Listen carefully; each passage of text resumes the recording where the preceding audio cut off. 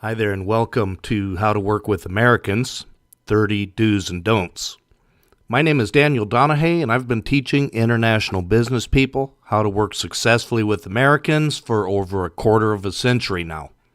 In that time, I've discovered what works, what doesn't work, and why. In this program, I'm going to share with you 30 of the most important do's and don'ts. I thank you very much for listening, and I sincerely hope that you enjoy the program. Now, if you'd like to become an American business culture specialist yourself, or you'd like to do something very good for your company, please contact me at one of the email addresses listed here below. I'd really enjoy hearing from you. All right, then, let's get started. To work successfully with Americans, the most important thing you have to do is to meet their need for respect. And you can do that in the following ways. Number one, always treat everyone you work with as an expert and a consultant, even if they're not one. Treat people there the way you would like to be treated yourself. Number two, always say thank you and show your appreciation for people's work and their dedication. Recognize their efforts, even if they were small or just a normal part of their jobs. Number three, remember to always praise people every chance you get, even if you praise them for little things. That means a lot to Americans.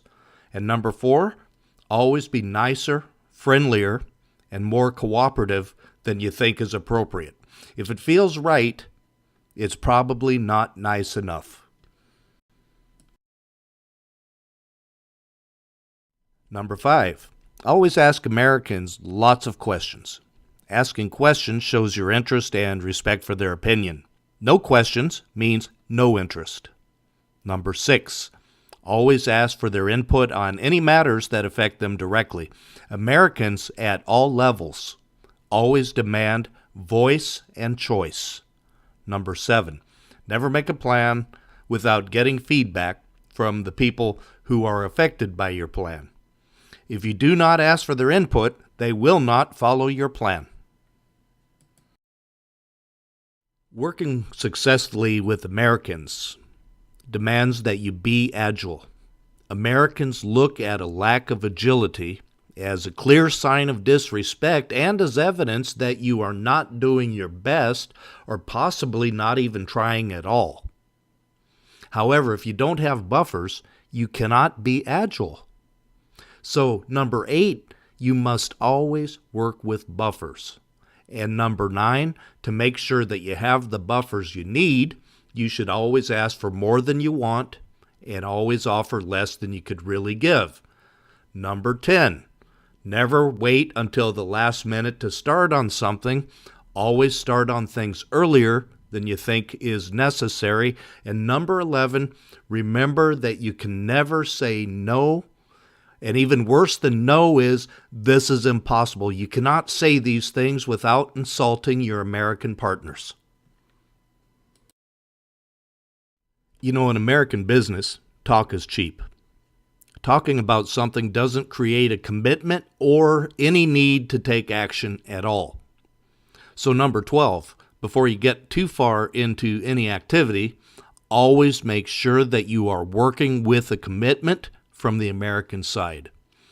Now, a commitment doesn't exist until they have repeated to you who exactly will do what exactly by when exactly.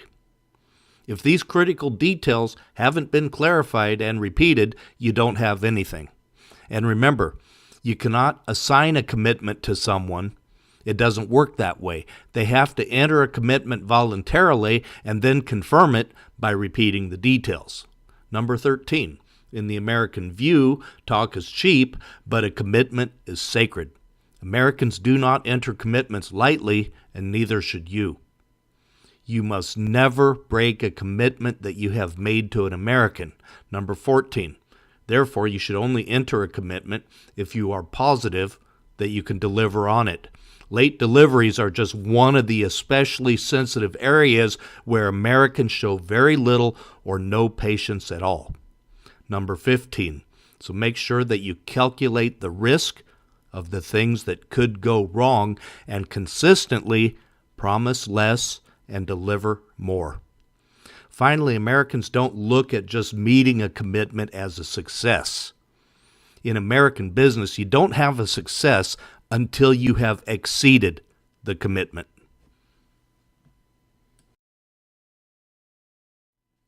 Number 16, to work best with Americans, always ask yourself, how can I make the work together easier, quicker, or more convenient?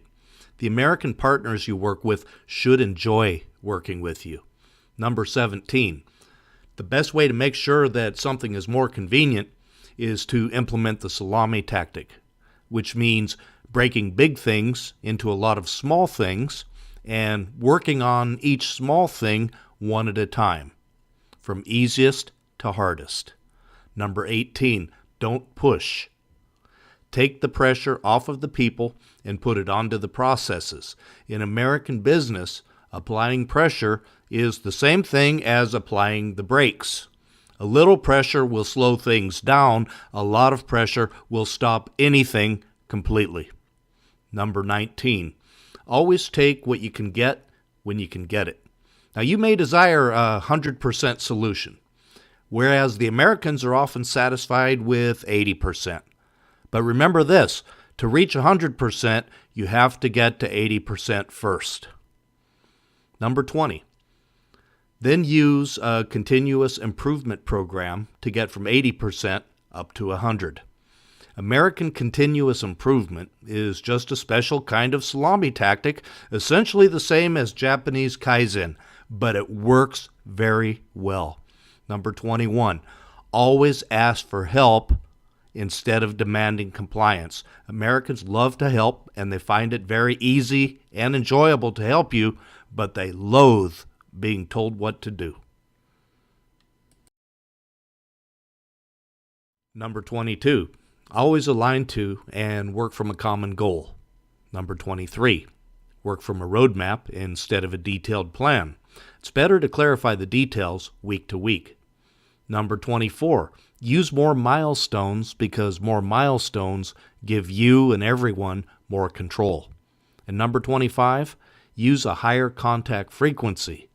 Contact frequency determines urgency in American business, and the urgent things get done, whereas the less urgent things get postponed. Number 26, don't talk about problems. Americans don't even use the word. Instead, always focus on reaching positive outcomes and solutions. Number 27, don't point fingers. Assigning blame is the best way to ensure that nothing gets done, except for fighting over who's to blame. Number 28, never, ever criticize anyone directly or publicly in the United States. This is a cultural taboo, and please don't break it or you will regret breaking it. Number 29, always work with guardrails.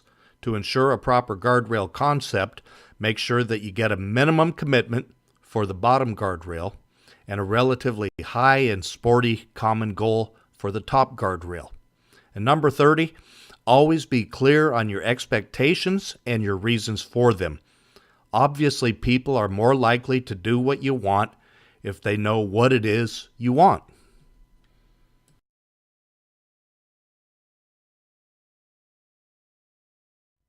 So once again, if you'd like to become an American business culture specialist yourself, or you'd like to do something very good and very important for your company, please feel free to contact me at one of those email addresses listed at the top of this page.